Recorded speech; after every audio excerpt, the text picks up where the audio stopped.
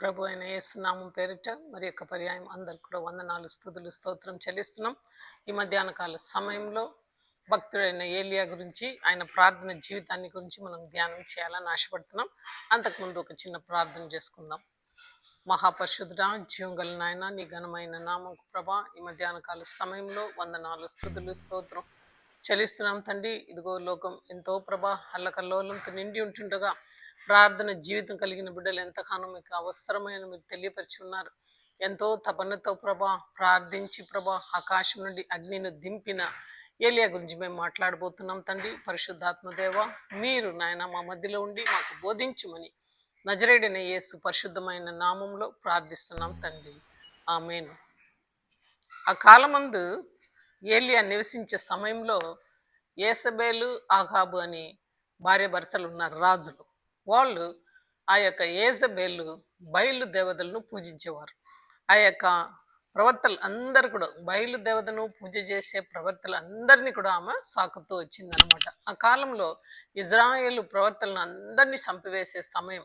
ఏలియా ఒక్కడే దేవుని కోసం వైరాగ్యంగా నిలబడిన ఒక వ్యక్తి అనమాట.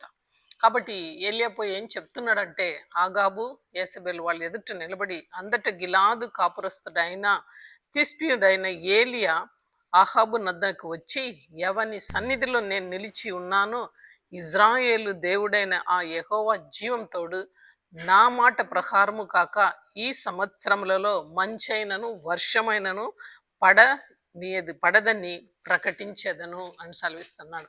అంటే ఎవని సన్నిధిలో నేను నిలబడి ఉన్నానంటే యెహోవా జీవంతోడు ఆయన సన్నిధిలో నేను నిలబడి ఈ మాటలు పలుకుతున్నాను.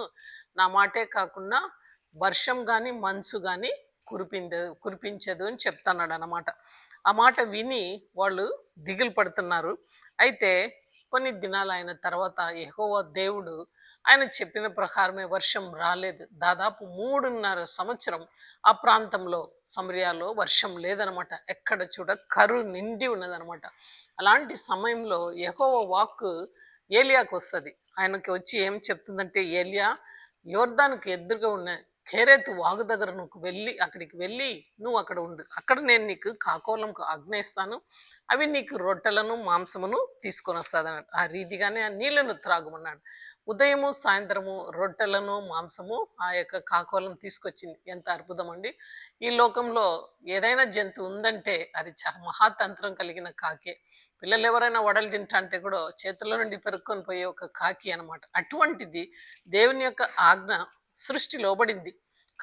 కాకోలం ఏం చేసిందంటే ఉదయము సాయంత్రము రొట్టెలను మాంసము తీసుకొని వెళ్ళి ఏలియాకు అప్పచెప్పినట్టు వాక్యం సెలవిస్తుంది. అంతేకాకుండా అక్కడ కేరేతు వాగు దగ్గర ఉండే నీళ్లను తాగి ఆయన బ్రతికాడు. కొంతకాలం అయిన తర్వాత ఆ కేరేతు వాగు ఎండిపోయింది. అలాంటి సమయంలో దేవుని యొక్క వాక్కు మరలా ఏలియాకు వచ్చింది. ఏలియాకి ఏమొచ్చిందంటే, సీదోనిలో ఉన్న సారపత్ విధవరాలు దగ్గరికి నేను నిన్ను పంపుచున్నాను, ఆమె నిన్ను పోషిస్తుంది, నువ్వు వెళ్ళుమంటే ఆయన అక్కడ అనేక దినములైన తర్వాత ఆయన అక్కడికి వెళ్ళి సారపత్ విధవరాల దగ్గర ఆయన నివాసం చేసినట్లు మనకు తెలుసు. ఆయన అక్కడ ఉండి ఆమె కలిగిన రొట్టెను ఆ పిండిని నూనెని దీవించాడు. కరుకాలం అంతా కూడా ఆ యొక్క బుడ్డిలో నూనె కరువు కాలేదు. ఆ యొక్క కుండలో ఆ యొక్క పిండి తక్కువ కాలేదనమాట. అయితే ఇజ్రాయేల్ యొక్క విధవరాళ్ళ దగ్గర పంపబడలేదు, కానీ సారపెత్తులో ఉండే విధవరాల దగ్గరికి ఆయన పంపబడాడు అనమాట. అలాగా ఆ దైవ జనుని యొక్క ప్రసన్నత ఆ ఇంటిలో ఉన్నంత కాలము ఆమెకు లేకుండా పోయింది. అటు తర్వాత అనేక దినములైన తర్వాత 3వ సంవత్సరం ముందు యెహోవా వాక్ ఏలియాకు ప్రత్యక్షమైంది. అప్పుడు ఏమంటున్నాడంటే, భూమి మీద నేను వర్షాన్ని కురిపింపబోతున్నాను, నువ్వు వెళ్ళి నీవు ఆహాబుకు దర్శించుము, ఆయనను దర్శించుము, కనపరచుకుము అని చెప్తున్నాడు. అలాంటి సమయంలో ఏలియా బయలుదేరి వస్తున్నాడు. అదే సమయంలో ఆహాబు తన యొక్క రాజభవనంలో ఓబద్యా అనే ఆ సేనాధిపతిని పిలిచి, చూడు ఎక్కడ చూడు పశువులకు నీళ్లు లేదు, గాడిదలకు నీళ్లు లేదు, మరి గడ్డి లేదు, పచ్చి గడ్డి లేదు. మనం అలా పోయి చూసి వస్తాం రండి అని ఒబద్యాను పిలుచుకొని వెళ్ళుచుండగా, ఒబద్యా ఒక మార్గంలో వెళ్ళుచున్నాడు, మరి ఆగాబు మరి ఒక మార్గంలో వెళ్ళుచుండగా ఒబద్యాకు ఏలియా కనబడుతున్నాడు. ఆయన కనులను ఆయన నమ్మలేకపోయాడు. మీరు ఏలియా కదా అంటే అవునంటే, నువ్వు వెళ్ళి ఆగాబుకు నేను వచ్చి ఆయన కనబడతానని చెప్పు అంటే ఒబద్యా భయపడుతున్నాడు. ఏమని భయపడుతున్నాడంటే, నా ఆత్మ వెళ్ళి రాజుకు తెలియపరిచినప్పుడు పరిశుద్ధాత్మ దేవుడు నిన్ను తీసుకొని వెళ్ళి ఎక్కడికైనా తీసుకొని పోతే నా ప్రాణంకి ఇది ముప్పు, కాబట్టి ఈ పని నేను చెయ్యను అని చెప్తే, లేదు నేను నిజంగా వస్తాను అని వెళ్ళి చెప్పమంటే ఆయన వెళ్ళి చెప్పిన తర్వాత ఆహాబు కూడా ఏలియాను ఎదుర్కొంటున్నాడు. ఎదుర్కొని ఏ మాట పలుకుతున్నాడు చూడండి. వాళ్ళిద్దరూ వచ్చినప్పుడు ఆహాబు ఏలియాను చూచి, ఇశ్రాయేలు వారిని శ్రమపెట్టువాడు నీవే కదా అని అతనితో చెప్తాడు. అప్పుడు ఈయనేమంటున్నాడంటే, నేను కాదు, యెహోవా ఆజ్ఞలను కైగొనక బయలుదేవతను అనుసరించి నీవును నీ తండ్రి ఇంటి వారును ఇజ్రాయేలు వారిని శ్రమ పెట్టువారై ఉన్నారు. నేను కాదు, నువ్వు నీ తండ్రి ఇంటి వారు, నీ భార్య అంతా కూడా వాళ్ళు ఇజ్రాయేల్ దేవుడిని ఆరాధన చేయకున్నట్లు బయలుదేవతను ఆరాధన చేయుటకు మీరు నడిపిస్తున్నారు అని, మీరే వాళ్ళని చెడగొడుతున్నారని చెప్తున్నాడు అనమాట. అంతేకాకుండా అయితే ఇప్పుడు నీవు ఇజ్రాయేల్ వారందరినీ ఏజబెలు పోషిస్తున్న బయలుదేవతలను పూజిస్తున్న 450 మందిను నా దగ్గరికి రప్పించుము కర్పేలు పర్వతములకి అని చెప్తున్నాడు. అలాగనే ఆహాబు ఏం చేస్తున్నాడంటే, ఇజ్రాయేల్లోకి కబురు పంపించి దూదలను అక్కడ పంపించి అక్కడ ఉన్న బయలు దేవతల యొక్క ప్రవర్తనను కర్మేలకు రమ్మని 450 మంది ప్రవర్తనలు అక్కడికి వస్తారనమాట. ఏలియా జనులందరూ వచ్చినప్పుడు, ఎన్నాళ్ళు మట్టుకు మీరు 2 తలంపులతో తడబెడతారు, how long you will walk in 2 ways అని ఇజ్రాయెల్ను అడుగుతున్నాడు. ఎందుకంటే దేవుడు మేలు చేసినప్పుడు దేవుడే దేవా అని అడుగుతారు. దేవుడు కొంచెము వాళ్ళ జీవితంలో ఉల్లాసం అనుభవించిన తర్వాత దేవుని మర్చిపోతారనమాట. అందుకు ఏలియా అడుగుతున్నాడు, ఎన్నాళ్ళు 2 తలంపులతో మీరు ఇలా నడుస్తున్నారు. మనం కూడా అంతే కదా, ఏదైనా మంచి జరిగితే దేవునిలో ఆనందిస్తాం, ఏదైనా కష్టం వస్తే వెంటనే దేవుణ్ణి దూషించుటకు ప్రారంభం చేస్తాం, దేవుణ్ణి మర్చిపోతాం. యెహోవా దేవుడైతే ఆయనను అనుసరించుడి, బయలుదేవదైతే వారిని అనుసరించుడి అని ప్రకటన చేయగా జనులు మౌనంగా ఉండ్రి. అప్పుడు ఏలియా, యెహోవాకు ప్రవర్తనగా ఉండేవారిలో నేను ఒక్కడు మాత్రం శేషించి ఉన్నాను. అయితే బయలుదేవతను పూజ చేసే వాళ్ళు 400 మంది 50 మంది ఉన్నారు. ఇప్పుడు మాకు 2 ఎడ్లను మీరు ఇవ్వండి. ఆ ఒక ఎడ్లను వాళ్ళు వధించి వాళ్ళు బయలుదేవతకు వాళ్ళు పూజ చేయని, మరి యొక్క ఎడ్లను నాకు దయచేయండి, నేను యెహోవా నామం పేరిట దాన్ని పూజ చేస్తాను. అయితే అగ్నిలో ఏ దేవుడైతే ఉత్తరం ఇస్తాడో ఆయనే దేవుడు అని చెప్పినప్పుడు అందరు కూడా జనులందరూ చెప్పగా జనులందరూ ఆ మాట మంచిదని ప్రత్యుత్తరం చెప్పిరి. అయితే వాళ్ళు ఏం చెప్తున్నాడంటే, మీరు అనేక మంది ఉన్నారు కదా, మీరే మొట్టమొదటిగా మీ యొక్క యజ్ఞం ప్రారంభం చేయడి అని చెప్పగా అది ఉదయం మొదలుకొని మధ్యాహ్నం వరకు వాళ్ళందరూ కూడా ఆ బయలుదేవతకు వాళ్ళు పూజలు చేయడం ప్రారంభం చేశారన్నమాట. అయితే మధ్యాహ్నం వరకు ప్రార్థన చేస్తానే ఉండారు, గట్టి గట్టిగా శబ్దం వేస్తున్నారు. అయితే ఏలియా వాళ్ళని ఎగతాళి చేస్తున్నాడు. ఏమంటే, ఒకవేళ నీ దేవుడు దూరంగా వెళ్ళిపోయాడేమో, ప్రయాణంలో ఉన్నాడేమో, నిద్రించుకొని ఉన్నాడేమో, ఒకవేళ వాన్ని మీరు లేపవలసి ఉంటున్నదేమో అని పలు విధంగా అపహాసం చేస్తున్నాడు. అలాంటి సమయంలో వాళ్ళు గట్టిగా కేకలు వేసి కత్తిను ఈటను తీసుకొని వాళ్ళ ఒళ్ళును చీల్చుకొని రక్తం కారేంతగా ఆరాధన చేస్తున్నారు. అయితే ఏ మాత్రము అది విగ్రహం, నోరుండి మాట్లాడలేదు, కనులుండి చూడలేదు, చెవి ఉండి గ్రహించలేదు, కాబట్టి ఏమాత్రం ఉత్తరము రాలేదనమాట. ఆ వాక్యాన్ని మనం చక్కగా చూడగలుగుతాము. 1 రాజులు 29లో మనం చూస్తే అక్కడ ఆ మాట చెప్పబడి ఉంది. 29 1 రాజులు 18:29. ఈ ప్రకారము మధ్యాహ్నం అయిన తర్వాత అర్థము నైవేద్య అర్పించు సమయం వరకు వారు ప్రకటనము చేయించి వచ్చిరి, కానీ మాటైనను ప్రత్యుత్తరమైనను ఇచ్చేవాడు ఎవ్వరు లేకపోయిను, లక్ష్యం చేసిన వాడైనను లేకపోయాను. చూడండి, వాళ్ళు బయలుదేవతకు మొరపెడుతున్నారు, కత్తులతో ఈటులతో పొడుచుకొని ఆరాధన చేస్తున్నారు, కానీ బయలు ఉత్తరము ఇయ్యలేదనమాట. అప్పుడు ఏలియా వాళ్ళ దగ్గరికి వచ్చి రండని జనులందరితో చెప్పగా జనులందరూ అతని దగ్గరికి వచ్చిరి. ఇది మొట్టమొదటి మాట అన్నమాట. whenever we want to worship the Lord, we need to call all the people to come to us. అంటే మన దగ్గరికి, దేవుని దగ్గరికి రండి అని మనం పిలుపు ఇవ్వాలి, ఆల్టర్ కాల్ ఇవ్వాలా. ఎందుకంటే ఇజ్రాయేల్ చెల్లా చెదరుగా చెదిరిపోయినారు, రకరకాలు ఫిలిస్తీన్లు ఒక పక్కన, మిద్యానులు ఒక పక్కన, అమోనియలు ఒక పక్కన, రకరకాల పిలుపులో వాళ్ళు తారుమారాయన. మోవాబుల వెనక కొంతమంది వెళ్ళిపోయారు. అలాంటి సమయంలో ఏలియా చేసిన మొట్టమొదటి పని అంటే, మీరందరు కూడా యెహోవా దేవుని దగ్గరికి రండి అన్నారు. ఈ దినం ఒకవేళ మన కుటుంబంలో ప్రార్థన జీవితం లేదేమో, ఫ్యామిలీ ప్రేయర్ లేదేమో, నీవు దేవుని బిడ్డగా నిలబడి ఫ్యామిలీ ప్రేయర్కి రండి అని పిలవాల్సిన బాధ్యత మనదై ఉంటున్నది. మోషే ఏం సెలవిస్తున్నాడంటే అరణ్యంలో చూడండి, మోషే లెవిటికస్ లేవియాకాండం 9:5-6 చూస్తే, మోషే ఆజ్ఞాపించిన వాటిని వారు ప్రత్యక్షపు గుడారం ఎదుట తెచ్చి తీసుకొని వచ్చిరి.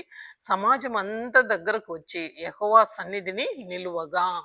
ఈ మాట చూస్తాం. యెహోవా సన్నిధిలో ఎప్పుడెల్లా మోషే పిలిచాడో, మీరు ఏ మాత్రము ఒక ఏడాది ఒక పశువును తీసుకురండి, ఏడాది మేకపిల్లను తీసుకురండి, పాప పరిగార్థమై అది ఏ మాత్రం కూడా దాంట్లో జబ్బు ఉండకూడదు, పరిశుద్ధమైనది, అలా తీసుకురండి అంటే మోషే ఏం చెప్పాడో, అహరోను ఏం చెప్పాడో ఆ రీతిగానే వాళ్ళు ఆ ప్రత్యక్షపు గుడారం దగ్గరికి తీసుకొని వచ్చేవాడు అనమాట. వాళ్ళు ఆ పిలవనం ఎల్లా కూడా వాళ్ళు వచ్చి నిలవబడి. అంతేకాకుండా ఎజ్రా నెహెమ్యా కాలంలో కూడా వాళ్ళు ఎత్తైన స్థలంలో నుండి ఆ యొక్క 10 ఆజ్ఞలను చదివినప్పుడు కన్నీళ్లతో ఆమెన్ ఆమెన్ అని ఇజ్రాయెల్ పలికినట్లు చూస్తాం. అలాగనే యెహోషువ కాలంలో కూడా ప్రజలందరూ, ఆయన కూడా ఏమంటున్నాడు, నేనును నా ఇంటి వారును యెహోవానే సేవిస్తాము. నది అద్దరలో ఉన్న దేవుణ్ణి మీరు సేవిస్తారా, లేకుంటే ఇక్కడ ఉన్న దేవుడిని సేవిస్తారు, నేను నా ఇంటి వారిని యెహోవాను సేవిస్తామని యెహోషువ పలికినప్పుడు అప్పుడు కూడా జనులందరూ వాళ్ళ మాటకు లోబడినారు అనమాట. As a leader you have to call your people. ఇక్కడ దేవుడు ఏమంటున్నారంటే, నీవు ఓరేబులో నీ దేవుడైన యెహోవా సన్నిధిని నిలిచి ఉండగా యెహోవా నా యొద్దకు ప్రజలను కూర్చము, వారు ఆ దేశము మీద దినములన్నిటిలో నాకు భయపడ నేర్చు వారికి నా మాటలను వినిపించుము అంటున్నాడు. అంటే వాళ్ళని పిలువనంపము, వాళ్ళు నా మాటలను వినాలా, వాళ్ళు నాకు భయపడాలని దేవుడు సెలవిస్తున్నాడు. కాబట్టి ఏలియా మొట్టమొదటి చేసిన పని ఏమంటే, నేను ఇప్పుడు బలి అర్పిస్తా, అయితే అంతకుముందు మీరందరూ ఇజ్రాయెల్ ప్రజలు అందరూ కూడా ఈ బలి చేయబడుచున్న ఈ స్థలం అందు దగ్గరికి రండి అని పిలుస్తున్నాడు.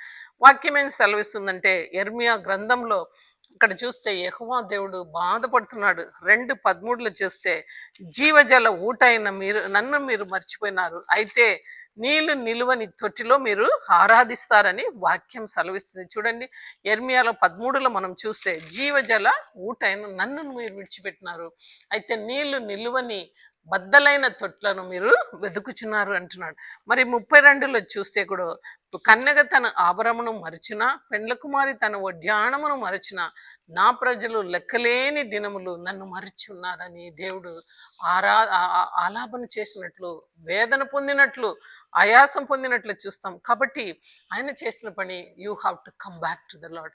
ఇజ్రాయెల్ అనేక మార్లు దేవుని విడిచిపెట్టి వెళ్ళారు, అయితే వాళ్ళని వదలలేదన్నమాట. లూకాసు వార్త 15లో మనం చూస్తాము, 99 గొర్రె పిల్లలను విడిచిపెట్టి తప్పిపోయిన ఒక్క గొర్రె పిల్ల కోసం దేవుడు వెతికినట్లు చూస్తాం. ఇక్కడ కూడా ఇజ్రాయెల్ దగ్గర దేవుడు చెప్పిన మాట అదే అనమాట. ఆయన call them to me to worship అంటున్నాడు. అయితే రెండవదిగా చూస్తే, క్రింద పడిన, త్రోసివేయబడిన ఆ యొక్క బలిపీఠాన్ని ఏలియా కట్టుచున్నాడు. ఈ దినం మన యొక్క ఇంటిలో బలిపీఠం ఎలాగ ఉంటున్నది ఒకసారి ఆలోచన చేయాలా? ఆ బలిపీఠం నిలిచి ఉన్నదా? మొట్టమొదటిగా నోపు కాలంలో వర్షం వచ్చినప్పుడు, జల ప్రవాహం వచ్చినప్పుడు అందరూ మరణించారు. నోవా 150 దినముల తర్వాత దేవుడు ఆ యొక్క ఓడను తెరిచిన తర్వాత దిగి వచ్చినప్పుడు మొట్టమొదటిగా బలిపీఠం కట్టి ఆ యొక్క పశువులని, ఆ యొక్క పక్షులని ఇంపైన సువాసగా దేవునికి ఇచ్చినట్లు మనం చూస్తాం. అటువంటి ఆరాధన మన జీవితంలో, మన కుటుంబంలో జరుగుచున్నదా? దేవునికి ఇవ్వాల్సిన ఆరాధన బలిపీఠం కట్టబడి ఉన్నదా, లేకుంటే ఆ బలిపీఠము తీసివేయబడిందా, తగలబెట్టబడి ఉందా? ఒకసారి ఆలోచన చేయాలా? అక్కడ చూస్తే నెహెమ్యా గ్రంథంలో నెహెమ్యా రాజు దగ్గర చెప్తున్నాడు, అయ్యా, నా యొక్క పునాది గల పట్టణం, మా యొక్క పిద్దర్లు మరణించిన సమాధి గల పట్టణము కాల్చివేయబడింది అని ఆయన ఏడుస్తున్నాడు. మనకు దేవుని యొక్క బలిపీఠము మన ఇళ్ళలో కాల్చివేయబడిందా? ఆరాధన జరుగుతుందా? వర్షిప్ ఉందా? దేవునికి నీకు సత్సంబంధం ఉందా? ఒకసారి తేరి చూసుకోవాలా. అయితే దావీదు సెలవిస్తున్నాడు, ఆ బలిపీఠాన్ని ఆయన కట్టన్న హృదయం అనే ఆ యొక్క బలిపీఠాన్ని మనం కట్టాలా. We need to establish. అందుకే ప్రకటన గ్రంథం 2:5 చూస్తే, నువ్వు ఏ స్థుతిలో నీవు ఏ స్థితిలో నుండి పడిపోతివో అది జ్ఞాపకం చేసుకొని మారు మనసు పొంది ఆ మొదట క్రియలను చేయము. అప్పుడు చేసి నీవు మారు మనసు పొందితే సరి. లేని ఎడల నేను నీ యొద్దకు వచ్చి నీ దీపస్తంభాన్ని దాని చోటు నుండి తీసివేయవలను అని దేవుడు సెలవిస్తున్నాడు. తీసివేతును అంటున్నాడు. చూడండి ఎంత భయంకరమైన స్థితి. మనము మన బలిపీఠాన్ని కుటుంబాల్లో కట్టాలా. ప్రార్థన జీవితాన్ని ప్రతి ఒక్కరికి తెలియపరచాలా. చిన్న బిడ్డలు కానివ్వండి, యవనస్తులు కానివ్వండి, కుటుంబస్తులు కాని ప్రతి ఒక్కరు కూడా దేవునితో సత్సంబంధం పెట్టుకుని ప్రార్థన జీవితం గడపాల. అదనమాట ఏలియా చేసిన రెండవది. బలిపీఠాన్ని ఆయన కట్టాడు, పడిపోయిన బలిపీఠాన్ని. ఆ బలిపీఠానికి ఇజ్రాయేల్ అని పేరు పెట్టాడు. ఎందుకు ఇజ్రాయేల్ అని పేరు పెట్టాడంటే, ఎప్పుడు అబ్రహాం, ఇస్సాకు, యాకోబుల దేవుడు, ఇదే ఎప్పుడు నా పేరు ప్రస్తాపం అని ఆయన ఆది కాండంలో చెప్పాడు. మోషేతో మాట్లాడినప్పుడు కూడా ఎల్లప్పుడూ నీ పేరేమని వాళ్ళు అడుగుతారంటే, ఎన్నటికీ ఇదే నా పేరు ప్రస్తాపం అని ఆయన అక్కడ తెలియపరిచినట్లు నిర్గమకాండంలో కూడా మనం చూస్తాం. కాబట్టి దేవుడు ఎంతో ఇష్టపడినాడు ఆ ఇజ్రాయేల్ అనే పేరు. ఆ పేరును ఆ బలిపీఠానికి పెట్టాడనమాట. అంతేకాకుండా ఇజ్రాయేల్ని ఎందుకు పెట్టాడంటే, యాకోబు తన ఇంటిని వదిలివేసి అన్నకు మోసం చేసి వెళ్ళినప్పుడు పదం అరామ్ అనే స్థలంలో దేవుడు ఆయనను దర్శిస్తున్నాడు. ఆ ఆకాశంకు ఒక నిచ్చెన పెట్టబడి దేవదూతలు ఎక్కుట దిగుట ఆయన చూచినాడు. అక్కడ నేను నిన్ను దీవిస్తానని బేతేల్లో సెలవిచ్చిన తర్వాత మామయ్యన లాభాన్ దగ్గరికి వెళ్ళి అనేక కాలం శ్రమ పొందుతున్నాడు. అయితే దేవుడు నువ్వు తిరిగి లేచి ఆ స్థలానికి వెళ్ళుమని చెప్తుండగా, బేతేల్కు వెళ్ళుమంటే ఆయన వచ్చేటప్పుడు దారిలో పెనియేల్ అనే స్థలంలో దేవుడు ఆయనను ఎదుర్కొని ఆయనతో పోరాడుచున్నాడు. అయితే మనుషులతోనూ దేవునితోనూ పోరాడి నువ్వు గెలిచినావని ఆయనకు నీ పేరేమనేటప్పుడు యాకోబు అనేటప్పుడు ఇక మీదట అది ఇజ్రాయేల్ అని అనబడును అని సెలవిస్తున్నాడు. కాబట్టి ఇజ్రాయేల్ అనే నామం ఆయనకు ఎంతో ఇష్టం. ఆయనను దీవించి 12 మంది బిడ్డలను ఇచ్చారు, 12 గోత్రాలకు సమాధానం. కాబట్టి ఆ 12 అనే సంఖ్య ప్రకారము ఏలియా ఏం చేస్తున్నాడంటే 12 రాళ్లను తీసుకొని ఆ యొక్క బలిపీఠాన్ని కడుతున్నాడు అనమాట. అయితే సలమోను కాలంలో 2 రాజ్యము విడిగా వెళ్ళిపోయిందనమాట.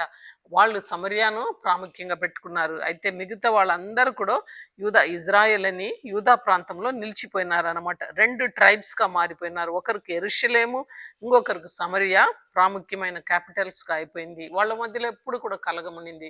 అయితే దేవుడు ఇష్టపడినాడు వాళ్ళందరూ కలిసి 12 గోత్రం ఒకేసారి ఉండాలని ఆశపడినాడు. ఆ 12 రాళ్ళను కూడా మనము యోర్దాను దాటినప్పుడు 12 రాళ్ళతో నాటుమని చెప్పాడు. ఎందుకంటే ఈ ఫ్యూచర్లో నీ బిడ్డలు ఈ కార్యమును అడిగినప్పుడు ఇవి ఎందుకు ఇలా ఉన్నాయంటే, ఆ జరిగిన కార్యమంతా కూడా మీరు నీ బిడ్డలకు చెప్పాలి అని దేవుడు ఆ 12 రాళ్లను కూడా యోర్దాను నదిలో నిలబెట్టినట్లే చూస్తామన్నమాట. అయితే ఇక్కడ మనం చూస్తే 12 రాళ్ళు మరి ఒక చోట కూడా మనం చూస్తాం. పరలోక పట్టణంలో ఆ యొక్క నూతన యెరూషలేం దిగి వచ్చినప్పుడు అది 12 ఆ యొక్క పునాదులు కలిగిన పట్టణం. ఆ పునాదులు ఎవరంటే అపోస్తలు. అయితే 12 గుమ్మములు కనబడుతున్నాయి. ఆ 12 గుమ్మములు కూడా ఇజ్రాయేల్ యొక్క గోత్రంకు అది సమానం అనమాట. ప్రతి ఒక్క గోత్రము ముత్యాలతో అలంకరింపబడింది అనమాట. దానికి సాదృశ్యంగా ఆయన ఏం చేస్తున్నాడంటే బలిపీఠాన్ని 12 రాళ్లతో చక్కగా కట్టాడనమాట. ఒక రివైవల్ రావాలంటే, ఆ యొక్క వేల్స్ పట్టణంలో రివైవల్ రావాలంటే రాబర్ట్ అని ఆయన 3 రోజులు ఉపవాసం ఉండి కన్నీళ్ళు ప్రార్థన చేసినప్పుడు ఒక రివైవల్, గ్రేట్ రివైవల్ వచ్చిందని చరిత్రకారులు సెలవిస్తున్నారు. అలాంటి ఒక రివైవల్ ఏలియా కాలంలో వచ్చింది. ఆ రాళ్లను చేసుకున్న తర్వాత ఆ రాళ్ల చేత యెహోవా నామంను ఒక బలిపీఠం కట్టించిని దాని చుట్టూ 2 మాణికల గింజలు పట్టుచున్న లోతుగా గంధకం ఒకటి త్రవ్వించాడనమాట. ఒక ట్రెంచ్. ఆ యొక్క బలిపీఠం చుట్టూ ఒక ట్రెంచ్ తవ్వుతున్నాడు. ఈ ట్రెంచ్ దేనికి సాదృశ్యం అంటే మన యొక్క విశ్వాసానికి సాదృశ్యం. ఒకానప్పుడు 3 రాజులు ఇజ్రాయేలు, యూదా వారు అందరు కూడా వాళ్ళు అందరు కూడా బయలుదేరి వెళ్ళి వేరే రాజులతో కొట్లాడాలని వెళ్ళినప్పుడు దారి మధ్యలో వాళ్ళకు నీళ్లు లేకపోయింది, వాళ్ళకు వాళ్ళ పశువులకు. అప్పుడు ఎలీషా ప్రవర్త అక్కడ వచ్చి ఒక మాట చెప్తున్నాడు. 2వ రాజులు 3:17 దీన్ని చూస్తాము. ఆయన ఏమంటున్నాడంటే, ఇక్కడ మీరు ఆకాశంలో గాలినైనను వాననైనను చూడరు, కానీ మీరు పొలములన్నీ కూడా నీళ్లతో నింపబడుతుంది అని చెప్తున్నాడు అనమాట. కాబట్టి అక్కడ వెంటనే మరుసటి రోజు చూస్తే ఒక ట్రెంచ్ తవ్వుతున్నారు. మరుసటి రోజు నీళ్లు ప్రవాహం వచ్చి పశువులు, ఎద్దులు, మనుషులు అందరు కూడా నీళ్లు తాగిరి ఆ యొక్క వ్యాలీలో అని మనం చూస్తాం. అయితే ఈ యొక్క విశ్వాసంతో వాళ్ళు ఆ తవ్విరి. ఆ రీతిగానే ఏలియా ఏం చేశాడంటే ఒక ట్రెంచ్ తవ్వినారు. మనకు కూడా యేసయ్య బండ ఆయన శరీరం చీల్చబడింది. అక్కడ నుండి వస్తున్న ఆ రక్తములో మనం కడగబడి ఆ యొక్క విశ్వాసాన్ని మనం ముందుకు పెడితే పరలోక రాజ్యంలో నీకు నాకు స్థానం ఉంటున్నదని మనం రూఢిగా నమ్మాల్సి వస్తుంది అనమాట. అయితే ఆయన ఏం చేశాడంటే ఆ ట్రెంచ్ త్రవ్విన తర్వాత కట్టడలన్నీ కూడా క్రమంగా పేర్చి ఆ యొక్క ఎద్దు తునకలుగా చేసి ఆ యొక్క కట్టెల మీద ఆయన దాన్ని పెట్టి ఆ యొక్క తొట్ల నిండా నీళ్లు నింపి దహన బలి కోసం ఆయన చూస్తా ఉన్నాడు. బలి పశు మాంసం మీదను కట్టెల మీదను పోయింది అని చెప్తాడు. కట్టడలన్నీ తునకలుగా చేశాడు. దాన్ని పేర్చి దాని తర్వాత పశువును వధించి దాని మీద పెట్టి ఆ పశువుల మాంసం మీదను మరి ఆ కట్టెల మీదను ఆ ట్రెంచ్ అంతా కూడా 12 కుండల నీళ్ళు ఆయన నింపాడు. 12 గోత్రానికి సంబంధించి మొత్తం ఆ ఏరియా అంతా కూడా తడి చేశాడు అనమాట. ఇక్కడ మనం చూస్తే 51 దావీదు కీర్తన 17లో చూస్తే బ్రోకన్ అండ్ కాంట్రైట్ హార్ట్. మనం ఆ నీళ్లు దేనికి సాదృశ్యం అంటే కన్నీటి ప్రార్థనకు సాదృశ్యం. మనము నీళ్లు కుమ్మరించినట్లు దేవుని సన్నిధానంలో మన హృదయాన్ని కుమ్మరించాలా. ఎందుకు కుమ్మరించాలా? మన పాపమును బట్టి. ఆయన ఎంతో నీతిమంతుడు, పాపం లేనివాడు, నీకోసరం నాకోసరం పాపమయ్యాడు అనమాట. కాబట్టి అందు నిమిత్తమే మనం కన్నీళ్లు కార్చాలి. చూడండి విలాపవాక్యం 2:19 ఏం చెప్తుందంటే, నీవు లేచి లేచి మొదటి జామమున మొరపెట్టుము, నీళ్లు కుమ్మరించినట్లు ప్రభు సన్నిధానంలో నీ హృదయమును కుమ్మరించుము. నువ్వు పసిపిల్లల ప్రాణం కొరకు నువ్వు చేతులను ఆయన తట్టి ఎత్తుము అని చెప్తున్నాడు. చూడండి, పసిపిల్లల ప్రాణం కోసం చేతులు పైకి ఎత్తుము అంటున్నాడు. ఎందుకంటే గర్జించి సింహం వలె సాతాను ఎవరిని మృంగుదునా అని తిరుగుచున్నాడు. అందుకే వీధిలో పసిపిల్లలు లేదు, రాజమార్గంలో యవనస్తులు లేదు, మరణం కిటికీకుండా ఎక్కుతున్నదని వాక్యం సెలవిస్తుంది. కాబట్టి మనము మొర్రబెట్టాల, మన యవన బిడ్డల కోసం మొర్రబెట్టాల, కన్నీళ్లు కార్చాల అన్నమాట.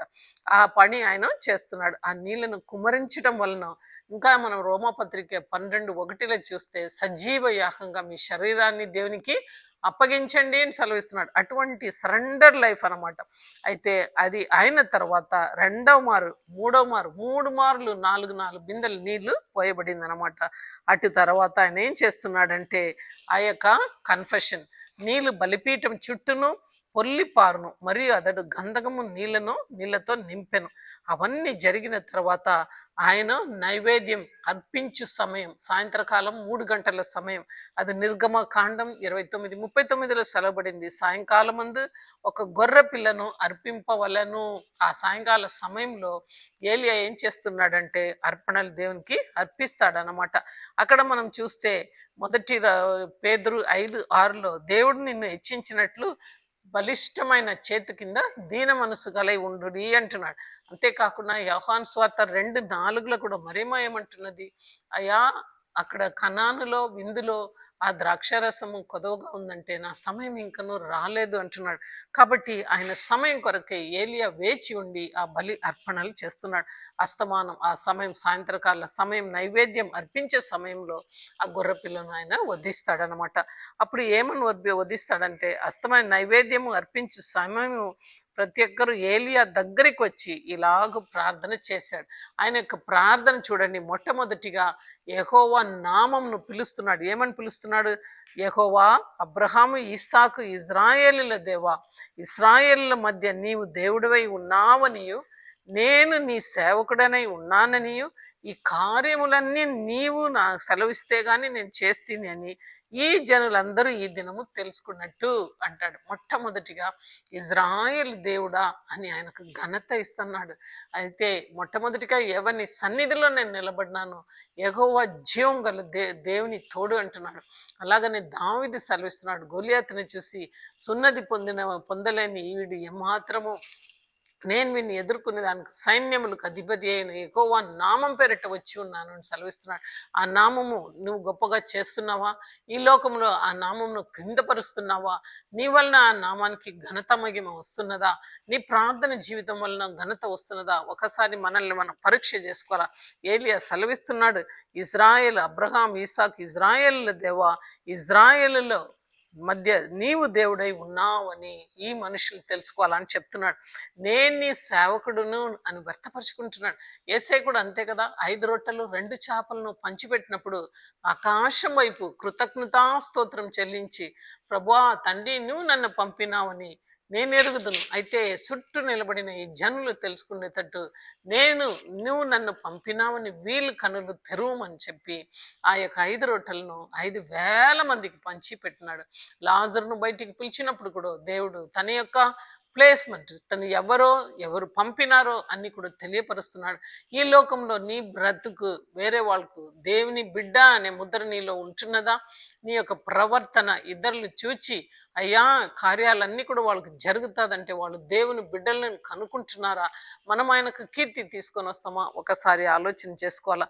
యెహోవా నా ప్రార్థన ఆలకించుము, యెహోవైన నీవే దేవుడై ఉన్నావని, నీవు వారి హృదయమును నీ తట్టు తిరుగ చేయదవని అని ఈ జనులకు తెలియనట్లు నా ప్రార్థన ఆలకించుము అని సెలవిచ్చి అగ్నిని రప్పిస్తున్నాడు అన్నమాట. వెంటనే ఆ ప్రార్థన విన్న వెంటనే మనం చూస్తాము ఆకాశం నుండి చూడండి అదటు ఇలాగు ప్రార్థన చేయగా యెహోవా అగ్నిలో దిగి దహన బలి పశువును కట్టెలను రాళ్లను బుగ్గిని దహించి గంధకముల నుండి నీళ్లను ఆర్పివేసెను. చూడండి అంతా కూడా అగ్గి శుభ్రపరిచేసింది అనమాట.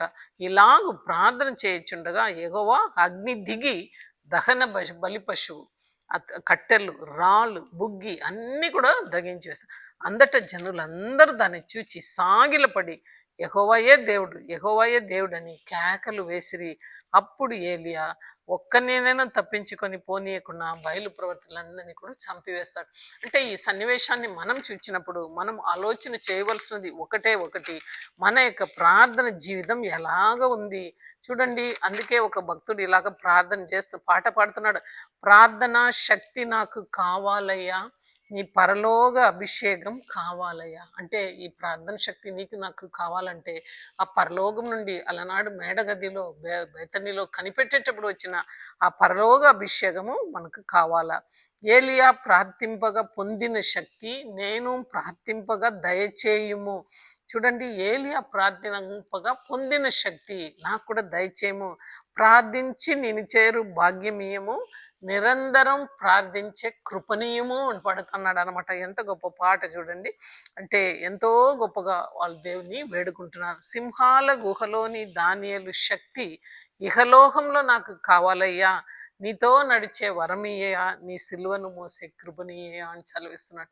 కాబట్టి మనం కూడా ఆ రీతిగా ఏలియా పొందిన అభిషేకం ప్రభా నాకు దయచే, ఏలియా పొందిన అభిషేకము నాకు దయచేసినట్లయితే నేను నీ కృపను పాటల ద్వారా పాడతాను, ప్రార్థిస్తాను, వాక్యం పలుకుతాను.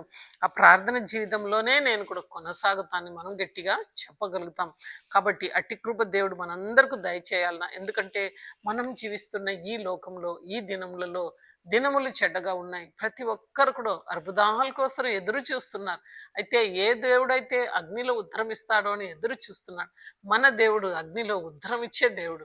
అటువంటి దేవుణ్ణి మన హృదయంలో దాచిపెట్టుకొని మన బలిపీఠాలన్నీ కూడా పడిపోయి మనము బయలుదేవతలకు పూజలు చేస్తూ దేవుని ఆరాధన నుంచి దూరం ఉన్నామేమో ఒకసారి మనం ఈ వాక్యం విన్న తర్వాత స్వపరీక్ష చేసుకోవాలా. వైరాగ్యంగా ఏలియా లాంటి వారుగా మనం లేవాలి. అగ్నిను ఆకాశం నుంచి దింపేవారుగా మనం ఉండాలా. అటువంటి ప్రార్థన జీవితం మనకు కావాలా. మన బలిపీఠాన్ని కట్టుకొని ఆ యొక్క నైవేద్యం అర్పించే సమయంలో మన హృదయం అనే ఆ యొక్క బలు పశువును మనము వధించి దేవునికి ఇచ్చి ఆరాధన జరపాల. అంటే అటువంటి ఆరాధన దేవుడు ఎదురు చూస్తున్నాడు. ఈ వాక్యం విన్న తర్వాత మన ప్రార్థన జీవితాన్ని మనం సరిచేసుకుందాం.